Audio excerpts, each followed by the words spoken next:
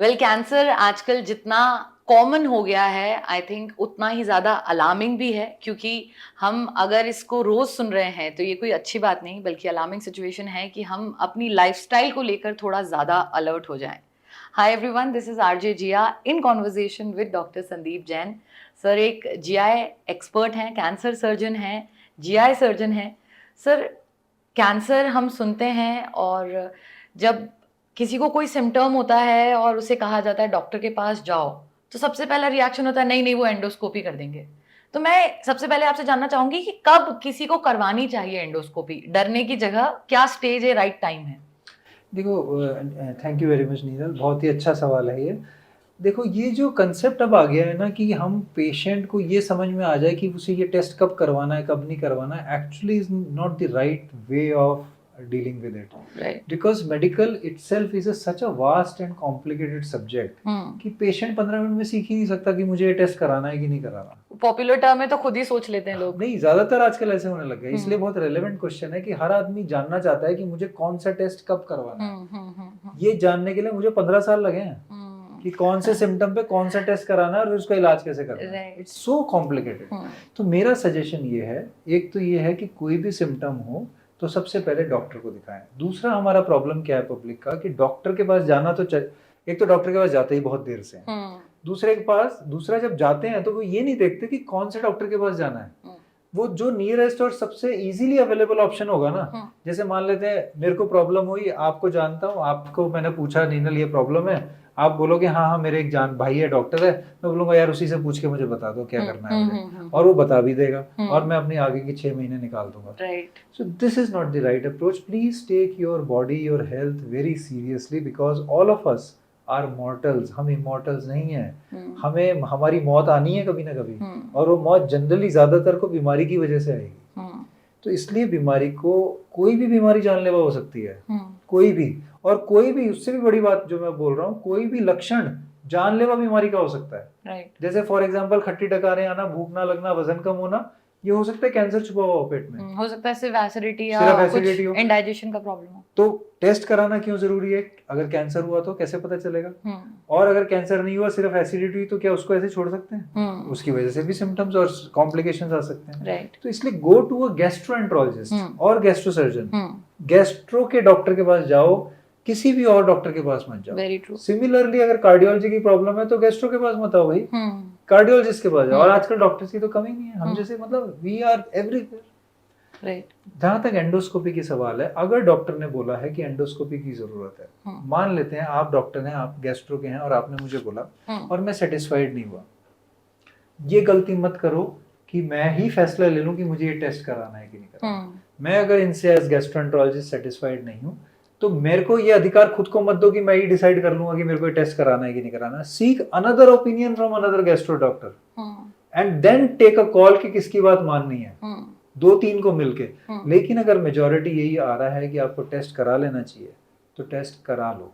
और देखो, मैं अपने एक पर्सनल एक्सपीरियंस से एक बहुत इजी सॉल्यूशन बताता हूँ, अगर कंफ्यूजन ना मिटे तो, कि कराना है कि नहीं कराना। अगर टेस्ट बोला गया है और आपको कंफ्यूजन है मैं कराऊं कि नहीं कराऊं, क्योंकि मैं आंसर से सेटिस्फाइड नहीं हूँ डॉक्टर के कि उसका रीजन जो भी है, तो 2 तरह के ऑप्शन, 2 ही आंसर है, या तो करा लोगे या तो नहीं कराओगे। दोनों गलत हो सकते हैं। अगर कराने वाली गलती करना ज्यादा सेफ है, राइट, क्योंकि उसमें आपका लॉस क्या है, कुछ टाइम और थोड़ा सा मनी, और गवर्नमेंट में तो वो फ्री में हो रहा है वो भी।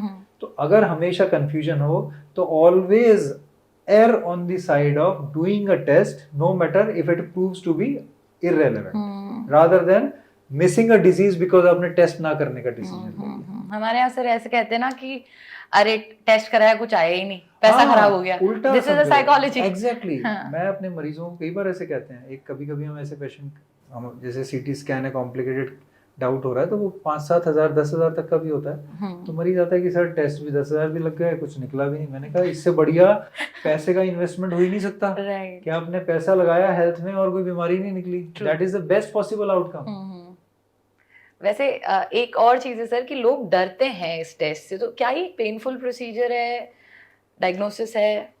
पेनफुल नहीं है। एंडोस्कोपी 2 तरह की होती है, एक अपर जीआई, मतलब मुंह से एंडोस्कोप डाल के अंदर देखते हैं खाने की नली को और पेट को, और एक कोलोनोस्कोपी जो कि पॉटी के रास्ते से एंडोस्कोप को डाल के, टेलीस्कोप को डाल के लार्ज इंटेस्टाइन को देखते हैं। दोनों ही टेस्ट आज की तारीख में एनेस्थीसिया में होते हैं, ओके, अच्छे सेंटर्स पे। तो आप अपने डॉक्टर को अगर कोई टेस्ट करा रहा है तो उससे बोल सकते हो कि मुझे ये टेस्ट जीए में कराना है, एनेस्थीसिया में कराना है। मान लेते हैं किसी के यहाँ ये फैसिलिटी नहीं है, तो जयपुर में ही कम से कम आजकल 80% जगहों पे ये सुविधा अवेलेबल है जो जीए में करा सकते हैं। तो आप वहाँ मत कराओ, कहीं जीए वाली जगह पे करा लो। मान लेते हैं कहीं जीए की फैसिलिटी नहीं है और आप फिर भी वहीं कराना चाहते हो, तो जैसे अपर जीए एंडोस्कोपी, ये 5 मिनट का टेस्ट होता है। okay. तो बहुत ज्यादा अनकंफर्टेबल नहीं है, लेकिन अनकंफर्टेबल होना बड़ा सब्जेक्टिव है। मेरे लिए ये कहना बड़ा सही नहीं होगा कि आप अनकंफर्टेबल नहीं होगे, आप तो करा लो। It depends person to person, but ये जो एक डर का माहौल है, नहीं डर होगा ही। देखो क्या होता है, इतना अंगूठे जितना मोटा एंडोस्कोप होता है ब्लैक कलर का, वो आपके मुंह में डालते हैं और आप कॉन्शियस हो। तो सोचो आप सांप जैसा इतना लंबा आपके मुंह में डालेंगे और आपको दिख रहा है कि वो डालेंगे, तो आपको डर लगेगा ही।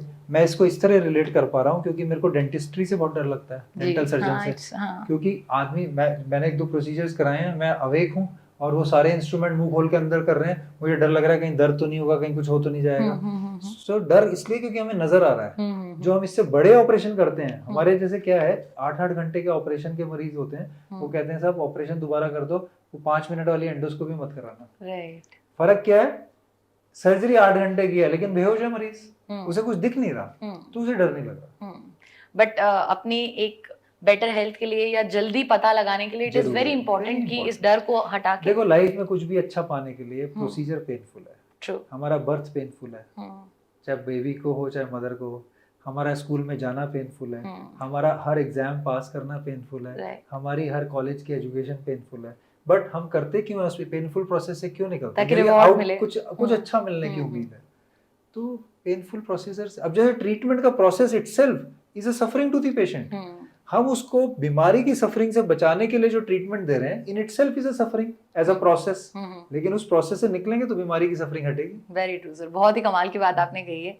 एंड आई थिंक ऐसी और बातें हैं जो कि लोगों को सुननी चाहिए और समझनी चाहिए, ताकि ये जो दिमाग में डर है वो खत्म हो और बेटर हेल्दी लाइफ हम चूज कर सकें। इसका एक चीज और है, डर तो है, देखो एक डर तो लेना ही पड़ेगा। हाँ। या तो ट्रीटमेंट का डर ले लो या बीमारी का डर ले लो। हमारी प्रॉब्लम ये है, जो मेरे को बहुत ऑब्जेक्शनेबल लगता है, कोई भी मरीज बीमारी से डर ही नहीं रहा, वो ट्रीटमेंट से डर रहा है। उसे टेस्ट से डर लग रहा है, उसे ऑपरेशन से डर लग रहा है। अरे भाई तुम्हें कैंसर है, उससे वो एक, मेरे पास मरीज अगर 100 आ रहे हैं तो 99.9% मरीज ये नहीं पूछता कि इस कैंसर से मुझे मरने का खतरा कितना है, वो पूछता है इस ऑपरेशन में कितना खतरा है, इस एंडोस्कोपी में कितना खतरा है, एज इफ कि इस बीमारी से तो उसको कुछ होना ही नहीं है। तो डरना तो पड़ेगा ही किसी एक चीज से। लॉजिकल ये है कि आप बीमारी से डरो, ना कि ट्रीटमेंट या टेस्ट से।